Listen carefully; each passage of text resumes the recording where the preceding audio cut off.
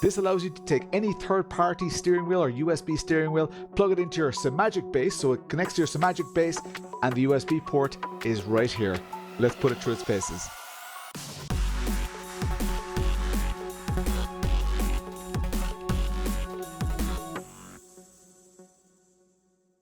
So, a little bit of a different video because this is not my first impressions of this, and not even this final version. I have been using this quite a lot. Yeah, you guys haven't even seen me use it on stream. I've been using it kind of on the sly because you can't see this on stream.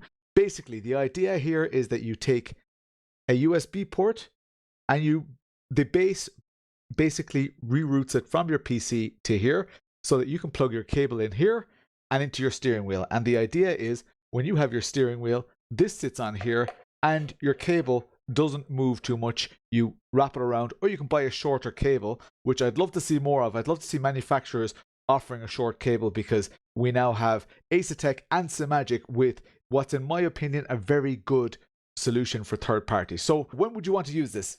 Like I say, if you have a GSI wheel or any of those type of wheels, a Conspit wheel or anything that works with USB, and you want to hook it up to your Simagic base, at the moment you'll have to get the quick release, attach it, and you'll have to have a USB port somewhere available that you can plug the USB cable into.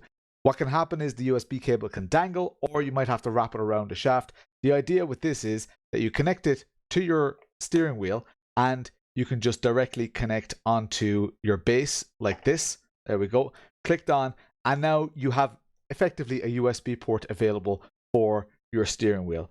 So I've had this steering wheel on here, but just to show, so I'm going to show you guys a couple of different steering wheels. The idea here is we'll plug this USB port in here. It is a little finicky to plug in this USB port. I find that even both ways, it doesn't guide the USB into it very well. So there's a little bit of, and I'm afraid to force it. Take that off. Put it in like this. Now we can see it a little bit better.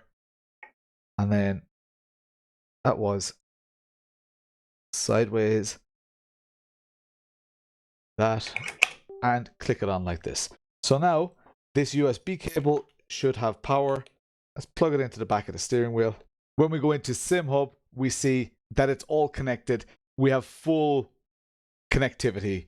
And the reason I use this steering wheel, this is a very power hungry steering wheel, but everything works. I've put it through its paces, even under load.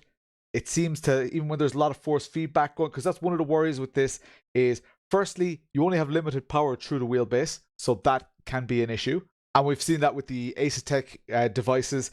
So that's one limitation. Another issue is these longer cables tend not to be able to carry the power very consistently to the steering wheel. So a shorter cable is often the answer. Again, I wish that companies would put out shorter cables. But the idea here is you plug that straight in. This allows you to bolt into any quick release. You also have these inner holes here where you can bolt from this side into it. So I think that's quite nice. I would love to see a little USB-C port on the inside here. I'm really missing that. I think they're missing a trick by not having a USB port exposed inside there. They do have one outside, and they do have, there's a little gap for the cable there. So you can, from the wheel side, you could have a cable coming out there and going into the USB externally, but you can't have it going internally. So I think they might have missed a little bit of a trick there.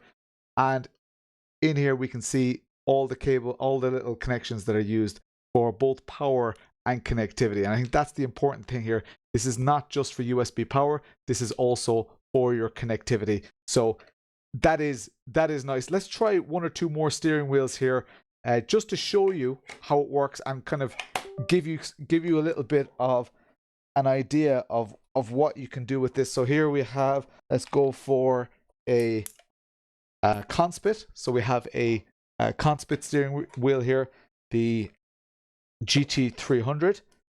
So we should be able to plug that in here. Again, struggling a little bit to find where that USB port goes in. It's fine when you can see it, but I wish you could. I fear that people might damage it by just forcing it in there. So again, we should see in just a moment. Yep, SimHub is detecting that, and we have all of our lovely SimHub animations that we're used to. Everything is fully compatible there.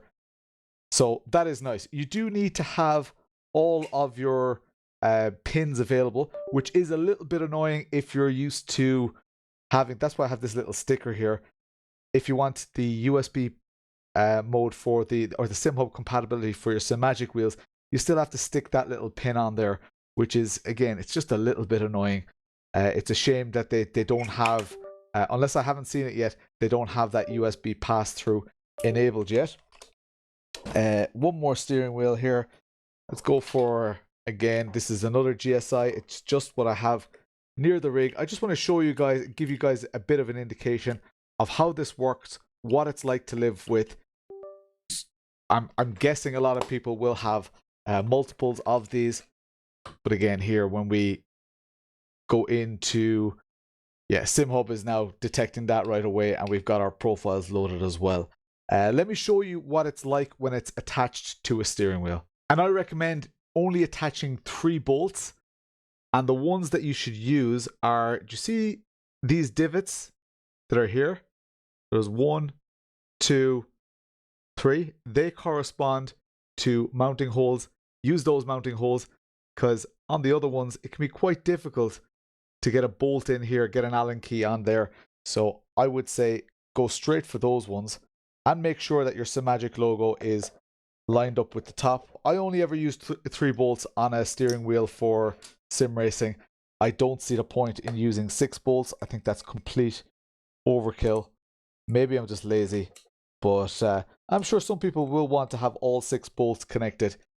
It doesn't make sense for me. It makes no functional difference. And even though there are a lot of forces on your steering wheel, they're all rotational forces usually. They're not the forces that would break 3 bolts versus 6 bolts. Let's just tighten that, because it's, as you can see, super easy to install. Nice and quick. Just giving these a quick tighten up. I didn't even undo the USB cable there. Now, this part is the interesting part for you guys. So, most wheels come with this super long cable. So, what you have to end up doing is wrap this around. I wrap it in underneath here.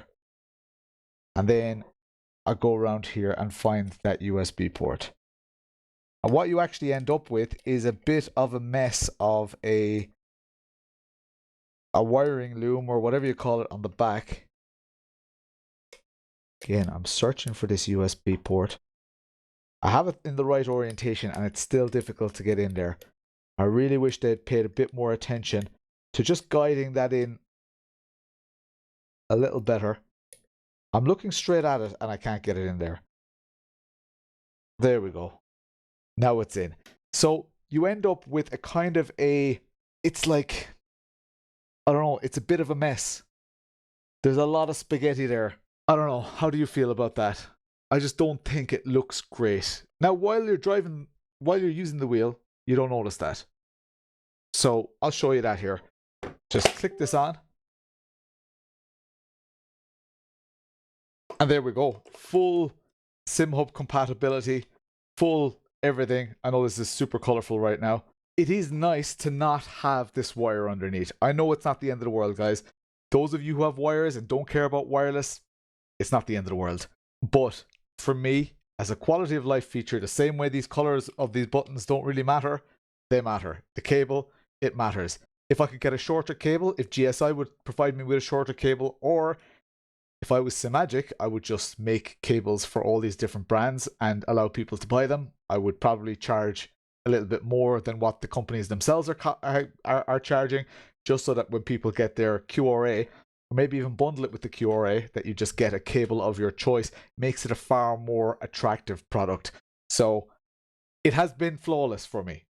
I was very hard on the QRA that I got before, to the point where I mentioned it very briefly and I forgot about it. It went in the corner, didn't touch it again. Now we're at a stage where it's a sophisticated product. And to be honest, it would want to be. It's 100 and I think works out around €120 by the time you get it to Ireland. I think it's 90 US dollars on the Simagic website, but you have to factor in taxes and all that kind of stuff, which is not bad considering a quick release on its own. A standard quick release is already the bulk of that. Having a third party quick release, not many people have many third party steering wheels, so it's nice to have that. Again, I'd love to see those shorter cables, but good job, Simagic. This is a winner. If anybody is curious, I do get a lot of questions about this QRA. If you have any more questions, put them in the comments. And maybe anybody who already has one, please pop your experience in the comments as well. For now, I'm Lawrence. I'll chat to you later.